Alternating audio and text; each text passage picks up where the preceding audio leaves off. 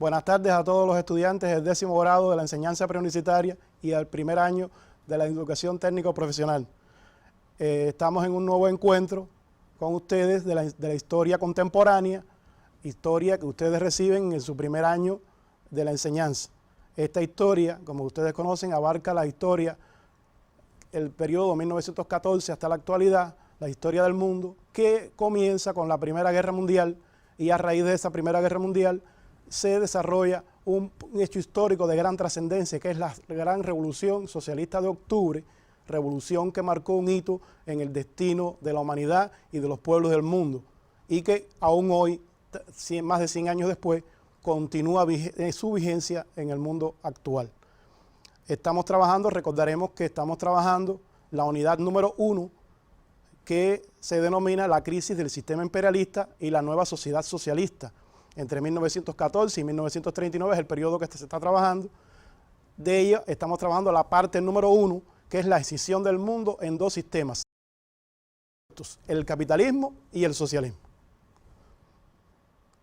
La temática que anteriormente habíamos trabajado en las clases anteriores es la victoria de la gran Revolución Socialista de Octubre, que ocurrió el 25 de octubre de 1917, 7 de noviembre según el calendario actual, porque hay que explicarle a los estudiantes para que sepan que en Rusia regía un calendario atrasado que tenía 12 días de atraso y no respondía a los requerimientos del mundo moderno.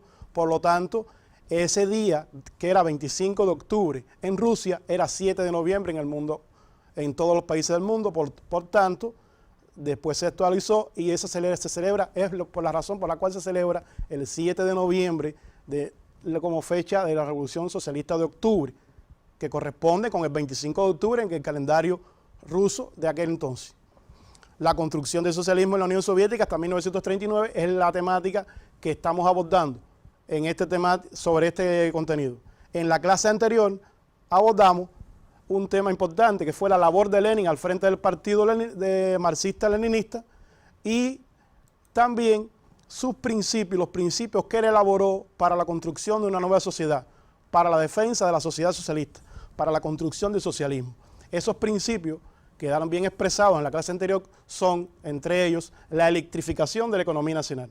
Este principio suponía el desarrollo de la base fundamental para el desarrollo de la industrialización del país, porque sin energía eléctrica no hay desarrollo de la industria. La incorporación del campesinado a la construcción del socialismo, y esto es uno de los aportes fundamentales de Lenin a la construcción del socialismo. En un país atrasado y feudal como Rusia, donde la mayor parte de la población es campesina, atraer a esas masas a la construcción del socialismo y unirlas con los obreros en esa lucha fue uno de los principales logros de Lenin como dirigente político. La realización de la revolución cultural que implicaba por supuesto la alfabetización de toda la población y la mejora de todo el sistema educacional y cultural del país. El fortalecimiento de la capacidad defensiva del país como un principio básico para la defensa de la revolución naciente frente a los ataques de la reacción internacional y de la contrarrevolución interna. La elevación del papel del partido en la construcción de la nueva sociedad, principio que sigue teniendo una gran vigencia en todos los países que construyen el socialismo.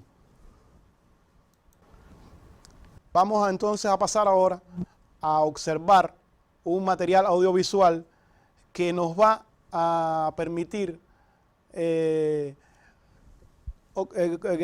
observar en él la importancia que tuvo la Revolución de Octubre para los pueblos del mundo, las ideas que ellos defendieron y las causas por las cuales se realizó esta revolución. Este video, este material, es una canción que se realizó en el proceso de la revolución y que en el centenario de la revolución se realizó este video y que yo quiero que ustedes lo observen para que puedan compartir con nosotros las ideas que en él están expresadas.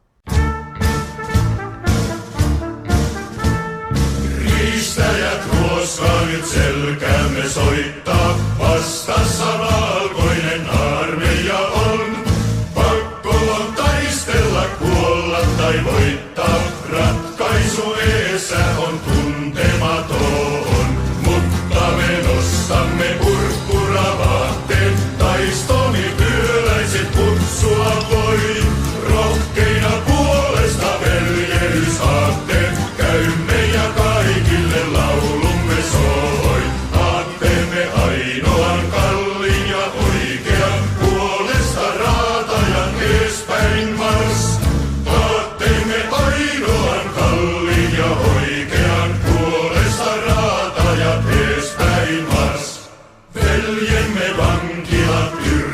missä sulkee, kosta ja kultakin kalleimmat vei. Tilppuen roistot ja ryövänit kulkee, sellaista kauemmin sallita ei.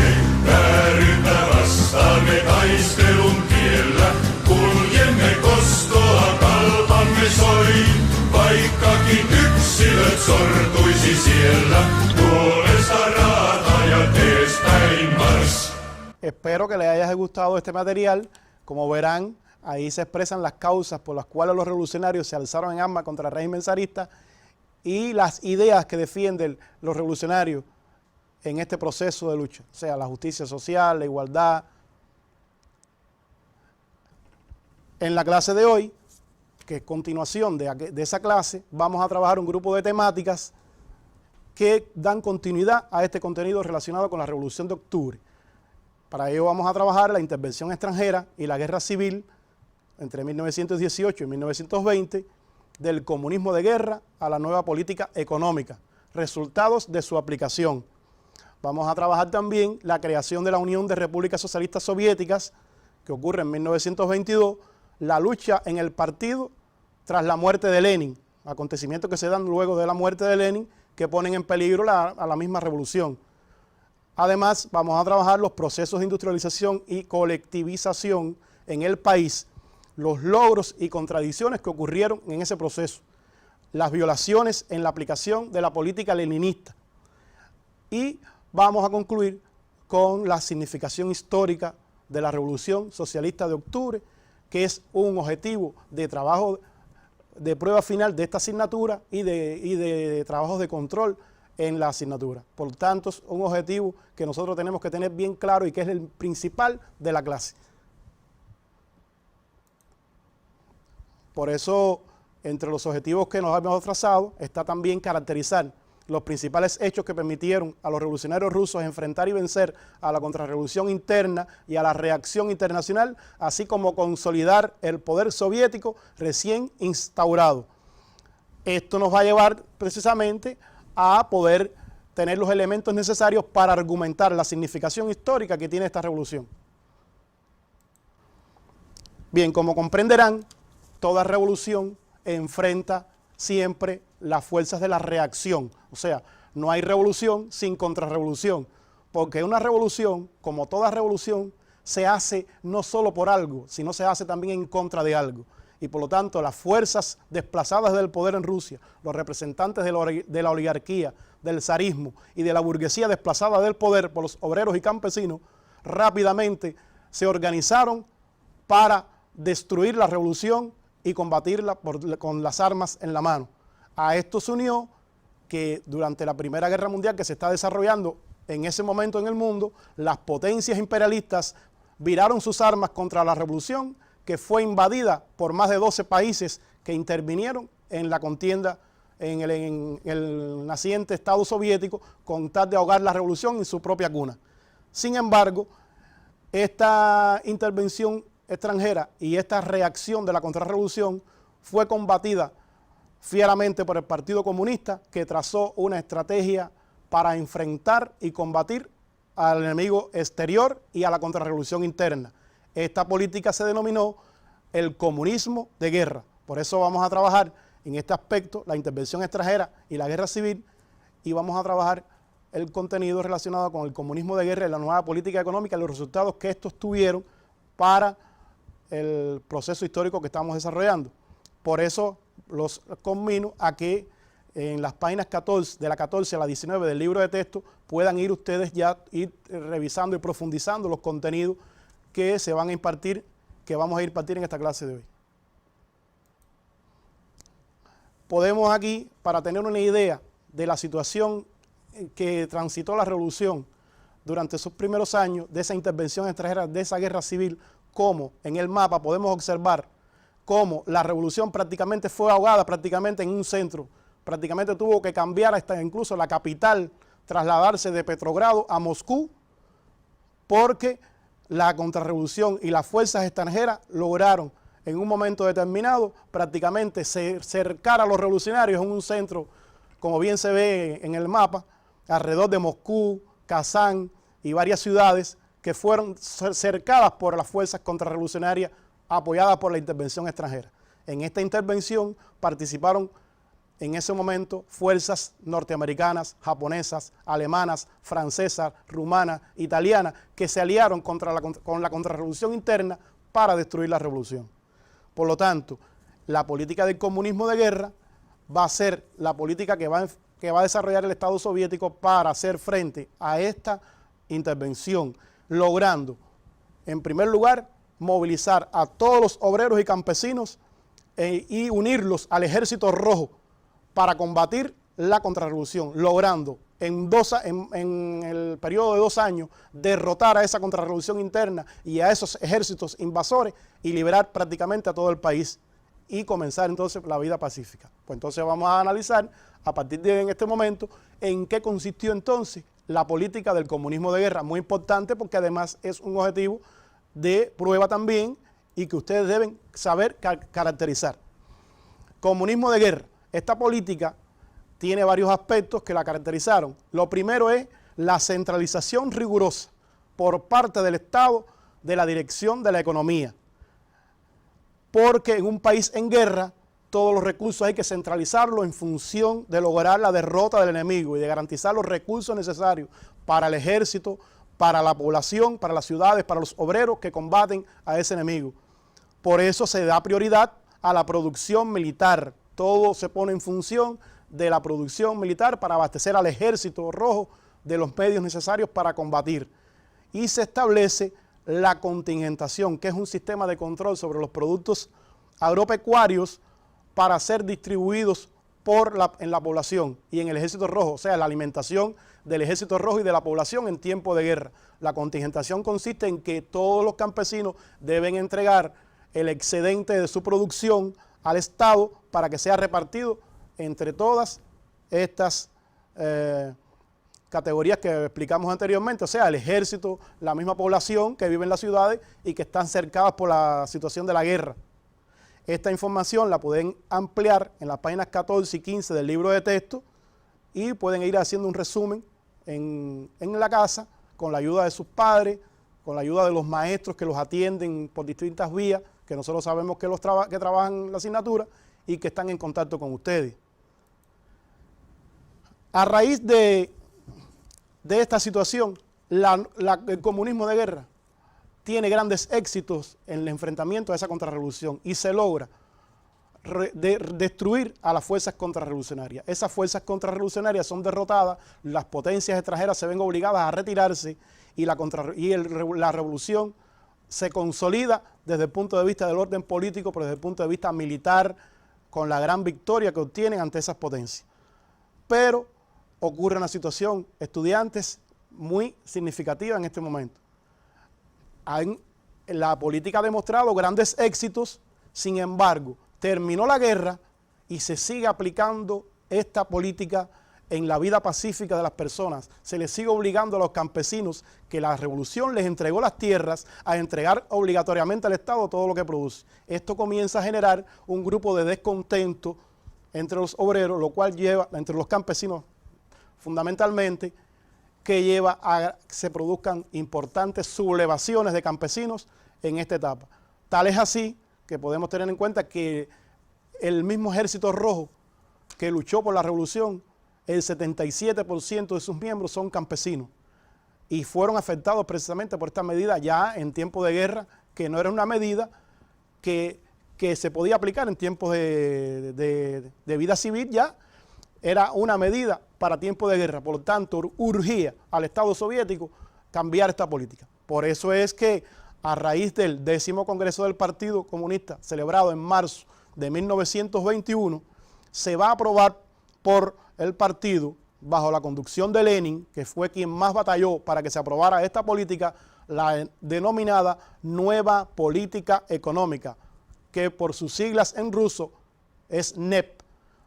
Esta política consistió en que al final se anulara la contingentación, ese sistema de control a esos productos agrícolas, y se permitiera a los campesinos vender libremente el excedente de su producción en el mercado, pagando o solamente un impuesto en especie. O sea, el campesino pagaba el impuesto y todo lo del resto de su producción la podía vender en el mercado, medida que tuvo un gran apoyo popular.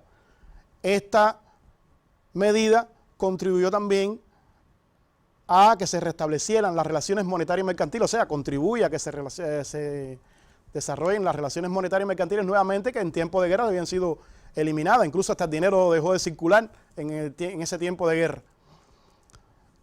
Se mantiene en esta política el control de la economía por parte del Estado, porque a pesar de que se promueve la propiedad privada en algunos sectores de la economía, el Estado continuó manteniendo el control de los principales medios fundamentales de producción, así como de los precios, de la política impositiva, lo cual le daba al Estado socialista las palancas necesarias para desarrollar la economía y guiar el proceso por la vía del socialismo. Por lo tanto, la nueva política económica, según Lenin, era una vía que los revolucionarios rusos habían encontrado para construir el socialismo y llegar al socialismo. O sea, porque el socialismo hay que construirlo, no nace de un día. Es una obra que hay que construirla en ese proceso. Por lo tanto, la nueva política económica, según Lenin, tenía esa tarea. Por tanto, en este esquema que les presento a continuación, podemos hacer una comparación entre estas dos políticas, porque es importante realizar esta comparación. Como les explicaba anteriormente, el 10º Congreso del Partido aprobó esta política, por lo tanto se pasó del comunismo de guerra a la nueva política económica. Por tanto, el comunismo de guerra totalmente aplicaba medidas de control estatal muy riguroso, centralizado todo para los fines de la guerra, que logró, entre sus resultados, salvar la revolución de esa guerra imperialista a que fue sometido, de esa intervención extranjera, de esa contrarrevolución. Y la nueva política económica, como ya habíamos explicado anteriormente, se restableció las relaciones monetarias y mercantiles y recurrió a formas de cooperación y otros elementos del denominado capitalismo de Estado. Capitalismo de Estado porque aplicó métodos, como dije anteriormente, de mercado, o sea, utilizó propiedad privada, la promoción de pequeña y mediana propiedad privada en la sociedad socialista, lo cual trajo resultados económicos importantes porque trajo la recuperación económica del país, permitiendo importantes logros en la esfera económica, que se electrificara y se fuera industrializando poco a poco el país y se fuera desarrollando la educación, la salud y los otros logros que esa revolución va a conseguir en el desarrollo de su historia. Por tanto, hay que aquí referirse a un importante logro que va a tener esta nueva política económica. La nueva política económica va a lograr que las distintas repúblicas que conformaban el antiguo imperio ruso se fortalecieran entre sí sus relaciones y se vincularan cada vez más. Por tanto, eso va a crear las condiciones para la fundación de la Unión de Repúblicas Socialistas Soviéticas, que fue fundada el 30 de diciembre de 1922, a iniciativa de Lenin, que es su máximo exponente, su principal fundador, y es el primer Estado socialista de carácter multinacional compuesto inicialmente por las repúblicas de Ucrania, Bielorrusia, Rusia y la Federación de las Repúblicas Transcaucásicas, que más tarde se convirtieron en las repúblicas de Armenia, Azerbaiyán y varias repúblicas del sudeste asiático. La formación de la URSS marcó un paso importante para la construcción del socialismo en aquellos momentos. Ese Estado que todos sabemos que posteriormente se iría a convertir en una de las principales superpotencias del mundo y que obtuvo grandes logros en la construcción del socialismo, pero también desde el punto de vista del desarrollo económico-social, en la esfera espacial, militar y otros aspectos de la cultura que ese pueblo alcanzó y que esa nación alcanzó. Por tanto, en el esquema que pueden copiar y que esta información aparece en el libro, en la página 19 del libro de texto, primer y segundo párrafo de ese libro, pueden ustedes copiar y profundizar en el contenido de esta nueva política económica, de la significación que tiene la fundación de la Unión Soviética, como había dicho, que se fundó sobre la base de las ideas leninistas del principio de voluntariedad. Todas las repúblicas se unieron con este principio. Por eso la República de Finlandia, que pertenecía al Imperio Ruso, no se unió a la Unión Soviética. y es hoy un país independiente. También se formó con el principio de respeto al derecho de autodeterminación de cada república. Y esto allanó el camino hacia la industrialización del país sin sacrificar la agricultura. Esto es un elemento importante porque esas repúblicas se integraron todas y esa economía integrada se fortaleció de la unidad de todas ellas y de ahí se desarrolló el país y se desarrolló económicamente para lograr el desarrollo económico-social que expresamos anteriormente. Por eso es muy importante estudiar, tener esto como en cuenta, tener esa importancia de lo que significó la nueva política económica en la fundación de la URSS y además también en el avance de ese país en el desarrollo económico, social y político. En el mapa que a continuación les mostramos, pueden observar las repúblicas que formaron esa nación. En primer lugar tenemos la Federación Rusa, Ucrania, Bielorrusia, que son las principales que formaron esa. Más tarde se fueron incorporando hasta llegar a 15 repúblicas en 1940. Bien, entonces vamos a pasar a otro tema de la clase.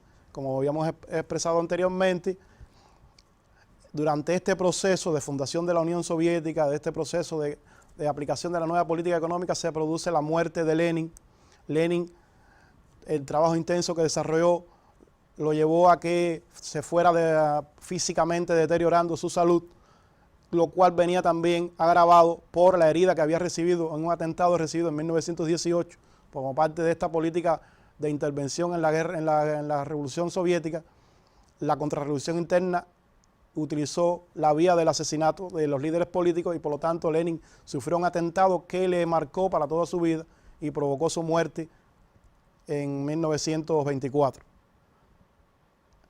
Por lo tanto, esta revolución perdió a uno de sus principales líderes. Este liderazgo de Lenin se dejó sentir en la división de las filas del partido que comenzó mucho antes, incluso ya desde de su muerte. En la convalecencia de su enfermedad ya se estaban produciendo procesos de división dentro de las filas del partido, agrupamientos en dos figuras fundamentales, la figura de Trotsky y la figura de Stalin. Estas figuras dividieron al partido en conflictos internos que al final se impuso José Stalin al frente del partido. José Stalin, una figura que va a tener un rol destacado en la historia del pueblo soviético, sin embargo cometió importantes errores en la historia. Estos errores fueron incluso en un momento determinado explicados por Lenin en una carta que escribió al Congreso, de la cual yo los invito a leer en la página 30 del libro de texto. Ahí aparece expresado la carta al Congreso cómo Lenin ya se dio cuenta de estas dos personalidades, el daño que podían hacer a la unidad del partido y que era necesario que fueran sustituidas al cargo. Sin embargo, no se escuchó esta opinión de Lenin y el partido entró en una etapa a partir de su muerte de división, como dije, se impuso Stalin. Stalin comenzó a aplicar una política represiva contra las masas populares, contra líderes del partido, contra miembros del ejército que habían combatido por la revolución. Por lo tanto, también va a cambiar la política económica del país. La nueva política económica que habíamos visto anteriormente se va a cambiar por la colectivización forzosa de la agricultura en aras de lograr la industrialización acelerada del país. Esto que era una necesidad imperiosa del país, pero se hizo violando los principios leninistas establecidos para la construcción del socialismo.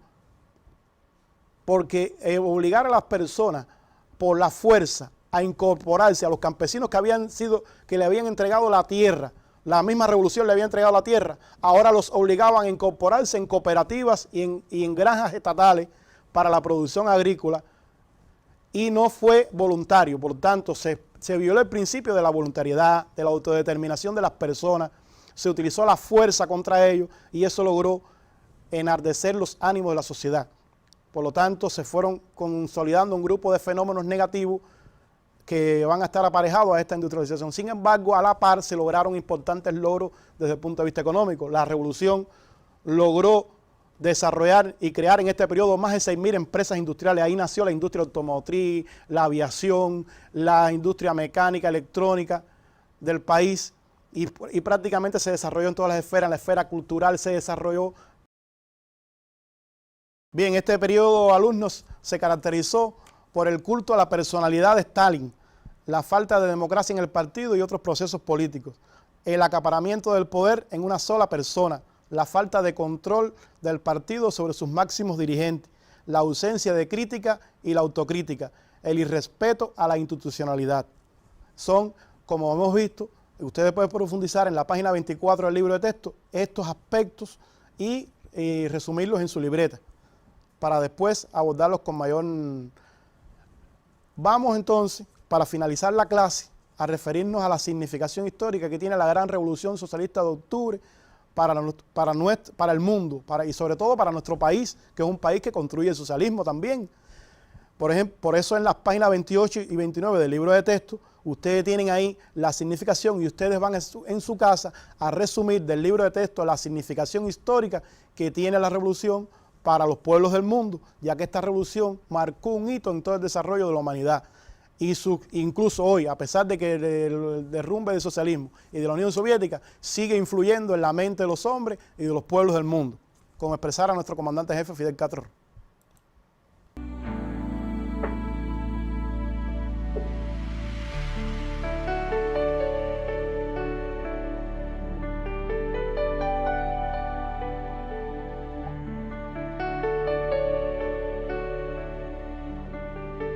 Bien, para culminar la clase, les vamos a orientar unas actividades de estudio independiente para que ustedes en su casa puedan trabajar estos contenidos y a la vez ya ir preparándose para los contenidos que vamos a trabajar en la próxima clase. La primera actividad dice, ¿cuáles fueron los principales logros alcanzados por la URSS entre 1929 y 1939 desde el punto de vista económico, social y cultural? Ese contenido lo van a encontrar en la página 23, 25 y 26 del libro de texto. Caracteriza la situación de los países capitalistas entre 1917 y 1923. Esto es una tarea para la temática que vamos a trabajar en la clase próxima, teniendo en cuenta los elementos económicos y sociales. La información aparece en el libro de texto, página 30 a la 36. Elabora un resumen acerca del papel del movimiento obrero y comunista en la etapa de 1917 hasta 1923.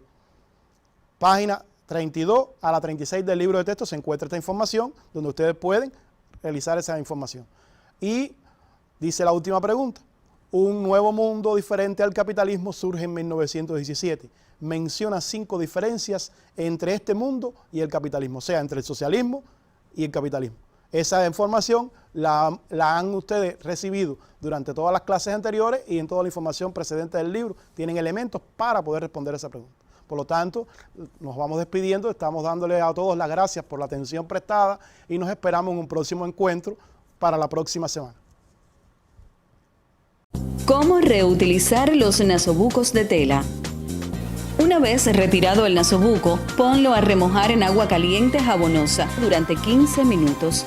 Si tienes cloro, echa una cucharada en el agua jabonosa. Restriega con energía para desprender las secreciones que pueden haberse adherido a la tela del nasobuco. Enjuaga con abundante agua corriente hasta que percibas que no quedan restos de agua jabonosa. Ponlo a secar al sol y al aire. Una vez seco, pásale la plancha bien caliente.